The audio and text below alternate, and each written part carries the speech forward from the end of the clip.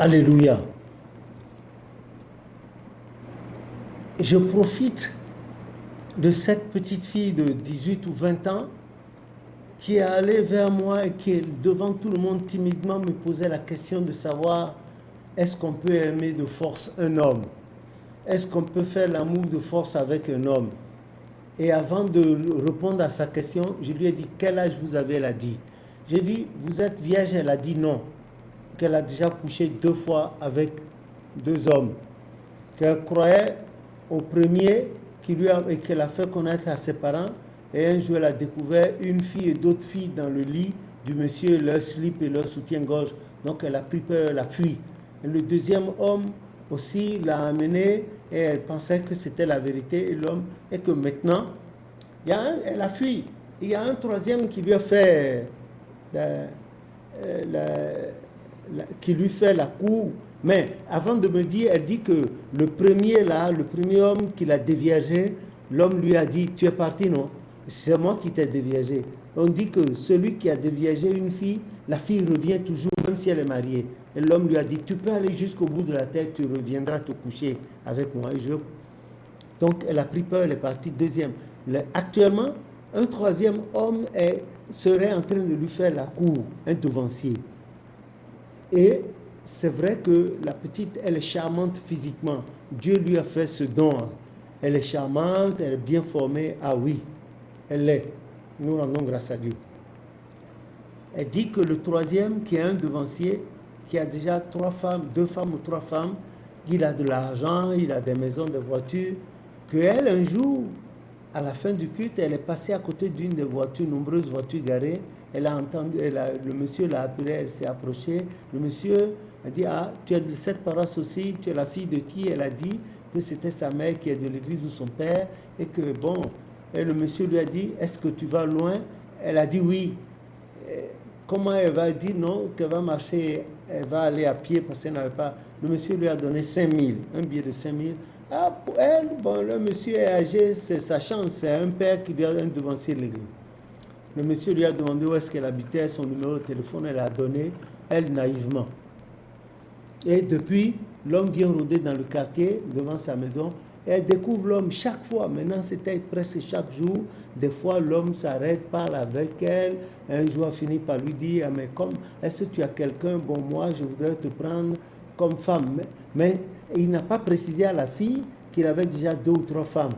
Mais la fille le savait et connaissait ces femmes-là. Elle a pris peur, elle a arrêté d'aller à l'église un moment. Elle a pris peur parce que ces femmes qui ont déjà des enfants de presque son âge, là, ou au-delà de son âge, vont apprendre et vont se mettre à tabasser. Elle est encore élève, elle ne veut pas. Certes, elle est née de parents modestes, mais elle préfère mieux cette modestie à ce que le monsieur veut lui faire faire. Et un jour, le monsieur a perdu patience parce que le monsieur a dit qu'il viendrait la chercher, qu'ils iraient passer du temps à l'hôtel. Elle a demandé au monsieur, mais si elle tombait en grossesse, qu'adviendrait-il d'elle? Elle a dit oui, et le monsieur lui aurait dit, ah non, j'ai de l'argent, je vais te prendre une maison. Elle lui dit, et mes études? Elle dit, non, tu vas continuer tes études après l'accouchement, ou bien je vais t'ouvrir un magasin et je vais te mettre de l'argent dans un compte. Et puis elle dit au devancier, mais tout ça c'est bon. Au lieu de me louer une maison, si tu me construis une maison, les papiers du terrain portent mon nom. Et tu ouvres le compte bancaire à mon nom, tu me fais un magasin, bazar, comme ça là, je sais que ça c'est pour moi.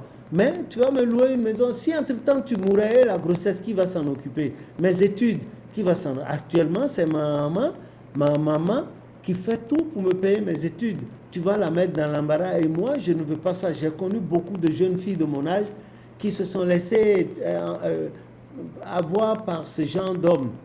Le monsieur a tout dit et dès lors, ce jour-là, le monsieur lui a donné plus d'argent. Elle a refusé. Une autre fois, le monsieur l'a rencontrée, va l'attendre à l'entrée de son école.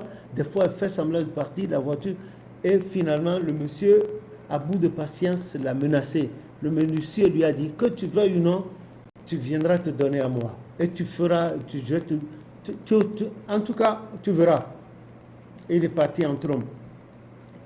Depuis lors, la jeune fille dit qu'elle a peur quand elle se souvient du visage, des dernières menaces de l'homme, qu'elle a peur, elle a fini par en parler à sa maman.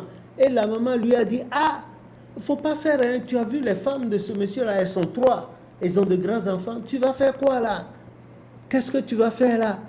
Il va coucher avec toi, faire un enfant et puis après t'abandonner. S'il mourait avec toutes les charges que j'ai, tu vois comment je te paye difficilement tes frais scolaires, bon, de scolarité. Et c'est comme cela. Elle dit que depuis ce temps, quand elle se souvient du monsieur, elle a peur. Même pour sortir de la cour de l'école, du collège, elle regarde à gauche, à droite. Et puis elle rase les murs, elle arpente les murs pour partir. Mais depuis un certain temps, depuis près de 2 semaines, chaque nuit, quand elle dort, elle voit le devancier nu dans son sommeil. Elle voit qu'il lui apporte des cadeaux, tout ça là. Mais qu'elle ne prend pas les cadeaux dans le sommeil. Quand elle fuit, le monsieur la poursuit. Qu'une fois, il a essayé de la violer, mais il n'a pas pu. Qu'elle a pu le mordre, ça dit dans le sommeil. Et que, bon, les gens parlaient de moi. Elle aussi, elle a profité pour venir. Et avant de terminer sa plainte, je crois qu'elle a essuyé les larmes. Vous comprenez? Celle-là, c'est ma petite fille. C'est vrai, il peut arriver de la faiblesse pour un homme. Il faut reconnaître aussi que Dieu a créé de belles filles. Hein? Ah, moi aussi, c'est vrai, je suis marié, mais j'apprécie la beauté de certaines. Ça ne veut pas dire que je voudrais qu'elles aillent dans mon lit. Non, pas du tout. Comment je peux faire ça? Les gens vont m'attraper. Tout le monde me connaît. Même dans la nuit, je me déguise pour sortir. Les gens me connaissent, même à l'étranger. Donc, et je ne vais pas, moi, si je fais l'amour avec une femme, je fais ça à la sauvette. Non, non, non, non. Je prends tout mon temps. C'est pour ça que je ne triche pas. Voilà. Il faut reconnaître qu'elle était charmante. Et le monsieur n'a pas pu, ce devancier n'a pas pu tenir. Voilà pourquoi. Mais ici, elle est mal pris. Très mal pris. Donc, certainement qu'il fait des trucs pour apparaître toutes les nuits presque à la petite fille. Dans mes recherches, je sais qu'il y a un truc qui se fait comme ça. Et l'homme apparaît ou bien la femme apparaît. Et chaque fois, le mental de cette dernière, de celui-là, de ce dernier, finit par s'habituer à ça jusqu'au jour où le monsieur vient. Bon, il a facilement la femme dans son lit ou bien la femme a facilement l'homme dans son lit. Mais moi, je vais vous dire ceci.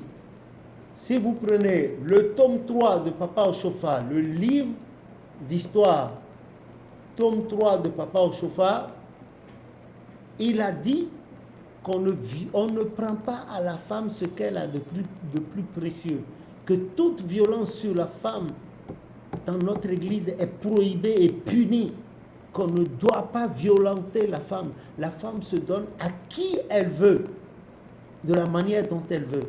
Le reste, que les femmes mariées ou engagées, c'est-à-dire fiancées, se respectent, c'est-à-dire évitent d'entrer dans ces jeux. Maintenant, si une femme choisit délibérément de le faire, tandis que les Saintes Écritures interdisent cela, dans l'église du christianisme céleste, on en parle. Si elle choisit de le faire, c'est à ses risques et périls. La petite n'a pas choisi de le faire, et ce devancier fait ça. Il n'a qu'à faire ça. Le jour où il va coucher avec la petite par des voies détournées, c'est ce même jour-là, ces femmes aussi, ces 3 ou ces nombreuses femmes et maîtresses vont commencer par lui aussi le tromper. Jusqu'à, il va voir des hommes coucher sur sa femme. C'est ça. C'est la loi d'or. Ne fais pas à autrui ce que tu n'aimerais pas qu'on te fasse. Qu'est-ce qu'il a? Qu'est-ce qu'il peut gagner en éjaculant 1 minute ou 2 dans le ventre, dans le vagin de cette petite-là, et que ça va lui apporter la chose? Le proverbe 30, quelque part, on dit il y a 3 choses qui sont bien, même 4. On ne voit pas la trace de l'aigle. Quand l'aigle, la trace de la pirogue ou du bateau sur l'eau, on ne voit pas la trace du serpent sur la pierre, et on ne voit pas la trace de l'homme dans la femme. Quand un homme couche avec une femme, il pénètre la femme avec sa verge. Quand il finit d'éjaculer, il se retire. Mais quand vous écartez la femme, son vagin en ce moment, avec les meilleurs microscopes du monde, qui peut voir la trace de l'homme? On peut voir des restes de spermatozoïdes, d'accord, elle va laver, faire sa toilette. Mais qui peut voir que la trace de son sexe à lui? Voilà ce que nous oublions. Il ne faut pas que nous abusions l'étincelle de pouvoir que Dieu nous a donné pour aimer nos prochains et les aider, n'est-ce pas, et tolérer. Il ne faut pas qu'on profite des grades qu'on a ou bien des biens sociaux qu'on a pour dévergonder de petites filles qui n'ont personne que leurs études et leur futur. Et d'abord de ce futur, même incertain, elles ont des diplômes. Même pour trouver du travail, on leur dit couche-toi, promotion, canapé. Vous acceptez ça? C'est honteux, c'est très honteux. Gare à vous, devanciers du genre. Gare à vous. Gare à vous. Attention. Gare à vous. 3 femmes. 3 femmes déjà à la maison, des grands enfants. Donc il faut que vous couchiez avec des petites filles là, de 20 ans qui ne savent pas faire correctement leur toilette vaginale, là, qui ne sont pas encore propres. Là. Il faut que vous couchiez avec ces filles, ramassez du n'importe quoi et allez donner à vos femmes à la maison. Honte à vous. Vous feriez mieux d'enlever vos frocs là, ce que vous portez comme soutane de suprême évangéliste, supérieur, suprême, supérieur, vénérable, suprême. C'est honteux. D'abord, c'est des grades qui n'existent même pas dans l'église. Laissez vos phylactères là de côté et que vous reveniez à de meilleurs sentiments. Bon, ce devancier, je ne le condamne pas. D'une part, de l'autre aussi, je ne le juge pas, mais qu'il fasse attention. Laisse la petite. Laisse la petite.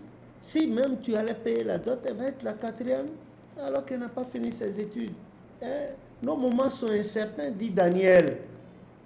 Nos moments étant incertains, si le dernier rapport sexuel que tu as avec elle devient une grossesse, 5 mois, 6 mois, là, et puis subitement le Seigneur te rappelle, qu'adviendra-t-il de cette petite-là?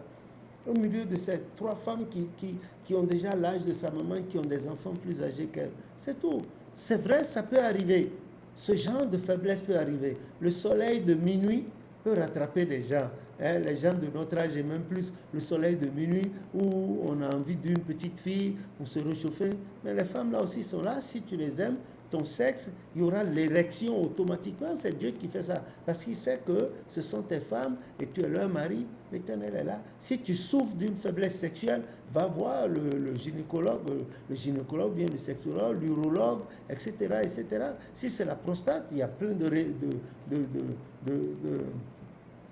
remèdes. Entre autres, je vous cite pour les hommes. La prostate, vous prenez le fruit qu'on appelle noni aujourd'hui, vous prenez le jus, vous buvez le matin à jeun, ou bien vous prenez les épluchures d'oignons, épluchures, les petites membranes, vous enlevez, vous rincez, vous mettez 1 litre d'eau là-dessus, vous faites cuire et vous buvez tout le temps, vous allez voir, votre problème d'érection va disparaître et puis votre problème de prostate va commencer par s'améliorer et vos missions seront bonnes. Voilà, c'est ce que je ne condamne pas ce devancier parce que ça pourrait arriver. Mais il faut s'éduquer dans ça. Si ça arrive, il faut appeler Dieu au secours. Qui dit que moi aussi, des fois, les femmes ne me plaisent pas? Elles me plaisent bien, mais je suis marié. Je prie parce que le Satan aussi peut s'en servir pour me faire chuter. Que le nom de l'Éternel soit béni. Que son nom soit béni. Donc, j'exhorte ce genre de devancier, s'il se reconnaît à travers ce que je viens de dire, eh bien qu'il appelle Dieu au secours, Dieu va le... Si il n'est plus excité devant ces femmes, il n'a qu'à prier sur de l'eau et boire une goutte de jus de citron là-dedans, ou bien il fait de l'eau pour l'union à la maison avec le psaume 133 ou 140, ça va revenir, ces femmes vont lui plaire correctement. Les 3 ne peuvent pas lui déplaire, non? Comment? Que les jeunes filles aussi de cet âge-là n'aillent pas tourner au nez des devanciers et pour se donner à attraper n'importe quoi. Et quand elles seront grandes en âge de se marier, aucun homme n'en veut. Voilà, elles deviennent des filles mères, aucun homme n'en veut. Dès que l'homme éjacule, il se lève, il s'en va parce que l'esprit malin a déjà pris possession d'elle. Faites attention dans les rapports sexuels. C'est par là le plus que le malin atteint les hommes comme les femmes. Que le nom de l'Éternel soit béni. Je n'ai jugé personne et je n'ai fait que donner mon point de vue. Que Dieu nous protège du malin et protège nos filles, nos petites filles, nous aussi les hommes, et que le soleil de minuit se tienne loin de nous et que nos pines restent là pour nos épouses. Au nom de Jésus, notre Sauveur. Amen.